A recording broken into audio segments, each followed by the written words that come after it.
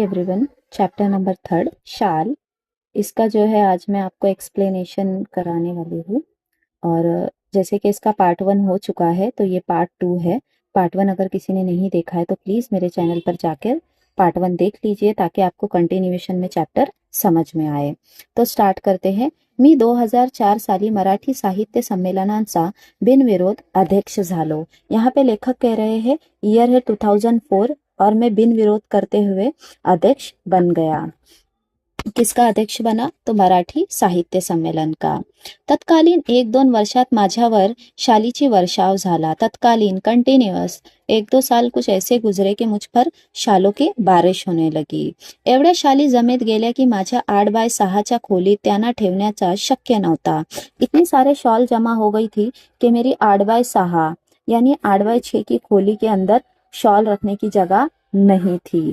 मग मी सगळ्या शॉलीच्या गोठडे बांधून ते निकटवर्ती मित्राकडे ठेवले व त्या शाली वापरण्याचे वगैरह त्याला सर्व अधिकार दिले। तो मैंने क्या किया ना, जब इतने सारे शॉल जमा हो गए तो उन्हें एक जगह इकट्ठा किया और बांधा और मेरा जो निकटवर्ती यानी नजदीकी जो मित्र है उसको दे दिया और उसको परमिशन दी कि वो उसे यूज भी कर सकता है। बेचारा अति प्रामाणिक। अति प्रामाणिक का मतलब होता है वेरी ऑथेंटिक, भरोसेमंद। बेचारा बहुत ज्यादा भरोसेमंद इंसान था। त्याचेही छोट्या खोलीत त्याने ते सांभाळले। उसकी भी छोटी खोली थी और उसने उसे वहां पे संभाल कर रखे। हळूहळू मी सगळ्या शाली वाटून टाकले। धीरे धीरे मैंने क्या किया ना, वो सारे शॉल को डिस्ट्रीब्यूट कर दिया। अब किसे किया? तो गरीब श्रीमकांना, जो गरीब लोग थे उन्हें। या सुमारेस मी शनिवारी पेठीतील ओंकारेश्वर मंदिरच्या पुलावर बहुधा रोज संध्याकाळी जात असे। अब इसी बीच है ना, मैं ओंकारेश्वर मंदिर जाया करता था एवरी सैटरडे। कब? शाम के वक्त। तेथील कट्ट्यावर बसने मला आवडे। वहां पे एक कट्टा हुआ करता था, वहां पे बैठना मुझे पसंद था। एक दिवस काय घडले? अब एक दिन क्या हुआ ना, ते कडक थंडीच्या दिवसात एक म्हातारा अशक्त भिषेकरी कट्याला लागून चिरगुटे राखून व पांघरून कुडकुडत बसल्याचे मी पाहिले। फिर एक दिन क्या हुआ ना कि मैंने देखा कि एक बेचारा भिषेकरी ठंडी में ना बहुत कांप रहा है। कहाँ बैठा हुआ था? जो कट्टे के बाजू में लगकर। दुसऱ्या दिवशी मी 2 शाली घेऊन ओमकारेश्वरच्या कट्ट्यावर आलो। दूसरे दिन मैंने क्या किया? वहीं पे ओमकारेश्वर मंदिर के कट्टे के पास गया 2 शॉलों को लेकर। त्याला दोन्ही शाली दिले। अब मैंने उस भिषेकरी को दोनों शॉल दे दिए। त्याने थरथरते हाथाने मला नमस्कार केला। उसके हाथ कांप रहे थे और थरथराते हुए हाथों ने मुझे नमस्कार किया।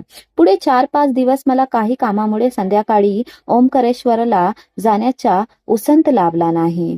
पिछले 4-5 दिन ऐसे गुजरे कि मैं काम में इतना ज्यादा बिजी हुआ कि शाम के वक्त मुझे ओमकारेश्वर मंदिर जाने का टाइम नहीं मिला।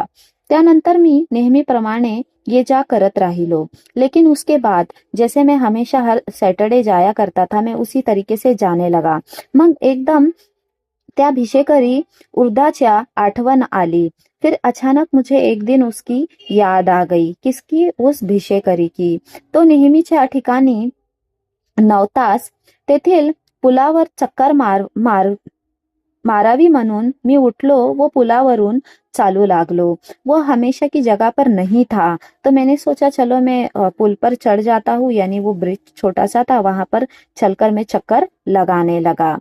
पुलाच्या जवळपास मध्यावर तो भिषेकरी म्हातारा दिसला।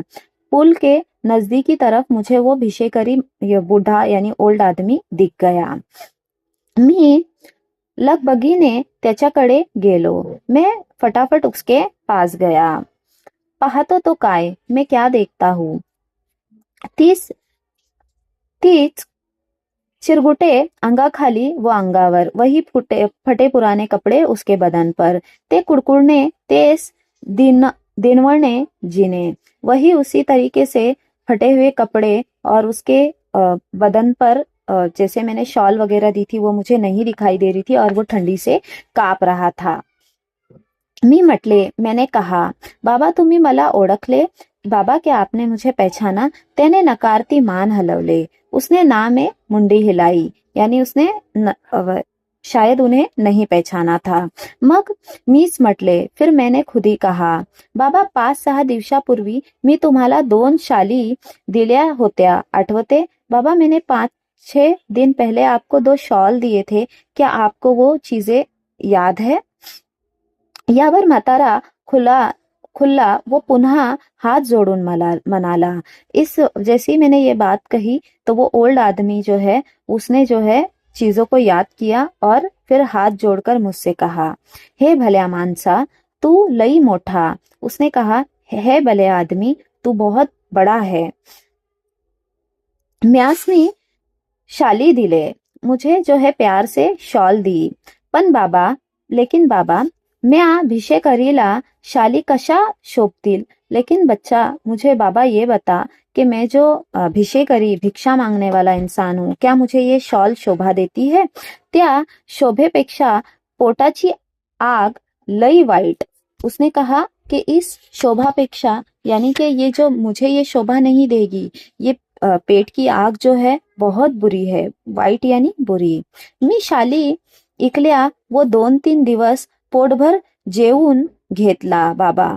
उसने क्या कहा, मैंने वो शॉल बेच दिए और मैंने 1-2 दिन जो है पेट भरकर खाना खाया शॉल बेचकर. आमचा हे असला बिकट जीना. हमारा जो परिस्थिति है बहुत ज्यादा खराब है, बिकट है. तुझा लई उपकार होते बाबा, तेरा बहुत एहसान है मेरे ऊपर. शालीची शोभा आणि ऊब वो पोटांची आग आणि उन्नाची ऊब. ये कह रहे हैं कि जो शाली की शोभा है वो पेट के आग से ज्यादा बढ़कर नहीं है. भूखल्यास अन्न द्यावे. जो भूखे होते हैं उन्हें खाना देना चाहिए. तहानल्यास पाणी द्यावे. जो प्यासे हैं उन्हें पानी देना चाहिए. आणि हेही जमले नाही, अगर ये भी नहीं जम रहा है, तर अभंग्यांना सम्मानाच्या शाली तरी द्यावात. फिर अगर जो अभंग है उन्हें जो है हम शॉल तो दे ही सकते हैं. तो इस तरीके का जो है ये चैप्टर का एक्सप्लेनेशन था. अगर कुछ ऐसा लग रहा है कि चैप्टर में नहीं समझ में आ रहा है और अगर आप इसके क्वेश्चन आंसर भी चाहते हैं तो प्लीज मुझे कमेंट में बताइए, क्योंकि जब तक अगर आप नहीं बताओगे तो मुझे पता कैसे चलेगा कि आपको चैप्टर समझ आ रहे हैं या नहीं आ रहे हैं. और प्लीज इसी तरीके से मेरे साथ बने रहिए. लाइक, शेयर एंड कमेंट्स कीजिए. Thank you so much.